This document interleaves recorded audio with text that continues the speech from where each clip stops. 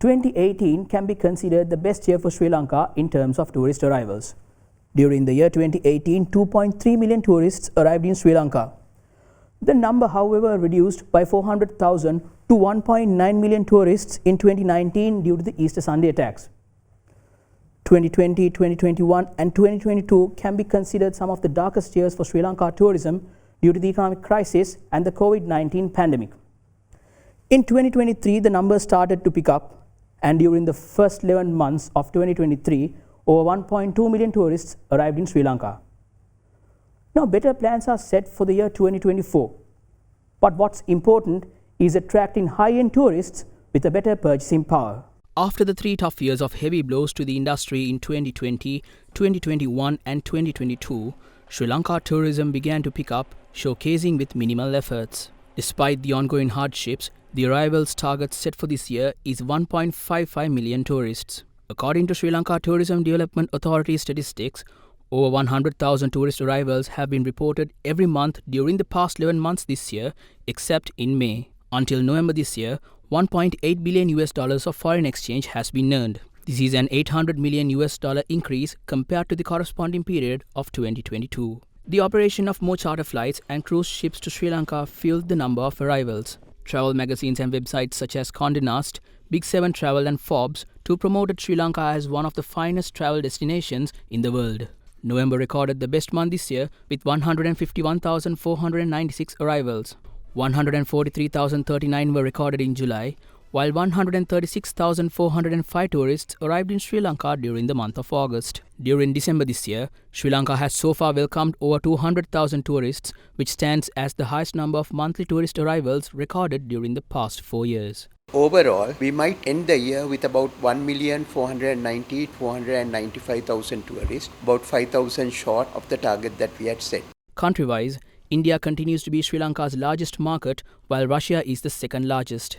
The United Kingdom, Germany and China were the third, fourth and fifth largest markets for Sri Lanka tourism, respectively. In the upcoming year 2024, the industry expects to attract 2.3 million tourists with a maximum target of reaching 2.5 million, and in the time to come, Sri Lanka aims to attract 5 million tourists a year with more focus towards tourists who can generate more foreign exchange earnings for Sri Lanka. While highlighting the need to attract at least 2.5 million high-end tourists a year, President Ranil Wickremesinghe directed officials in August to accelerate their efforts through comprehensive plans that can enhance Sri Lanka's appeal and provide comfort to tourists.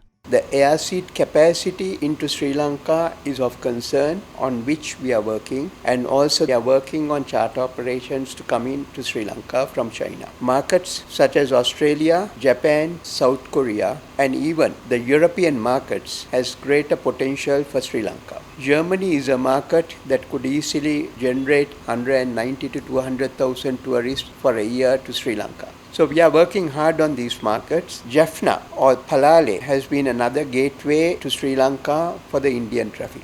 The ferry service is due to commence operations rather fast. It's behind schedule right now. With that, Jaffna Peninsula will develop and the traffic will also filter into the eastern province. In terms of tourism promotion, a series of initiatives are already launched and expected to be launched next year to achieve these targets, including the attraction of high-end tourists and promoting Sri Lanka as one of the finest tourist destinations in the whole of South Asia. For 2024, there are a lot of plans. We are going to launch the biggest global campaign that tourism has seen for Sri Lanka after about 15-16 years. That's very important. And this campaign will come out in March. And at the same time, we are going to do a lot of other projects in different countries, taking the country forward in terms of travel fairs, trade fairs, and road shows in key markets such as India, China, UK, France, Germany, Australia, Korea, Japan, Middle East. As another plan, we are going to start an influencer program to bring influencers and do a digital marketing campaign as well. And we are going to do a above the line advertising campaign with major news networks like tourist channels and all that with our key markets. As far as Slido members are concerned, we go out and market the destination overseas. The membership is very positive. In fact, we had over 70 odd companies that were represented at World Travel Market in London in November. The feedback was very good from overseas operators and customers in general. We will continue doing what we do, which is promoting the destination. In the South Asian region alone, Island nations like the Maldives have become a bucket list destination for tourists with high spending power. Sri Lanka is also an island with some of the finest beaches in whole world, breathtaking views, lush mountains, wildlife, wellness, rolling surf, fun trains, famous tea and flavorful food, and goes beyond to offer hospitality like no other. However, industry stakeholders believe there is a lot that needs to be done.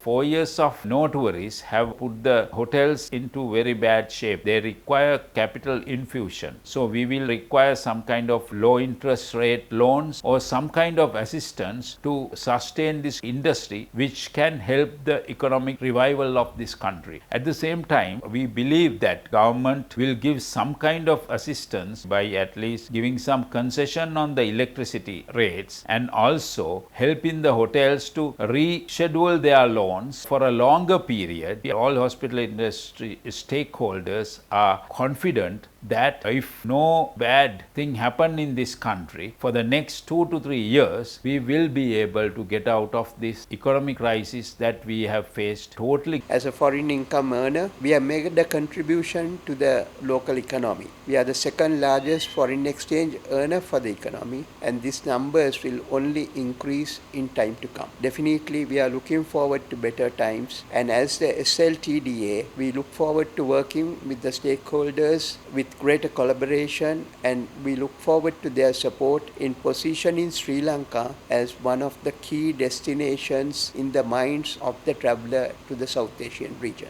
With better policy and implementation, Sri Lanka can be made one of the finest tourist destinations for high-end tourists, not only in South Asia, but in the entire world.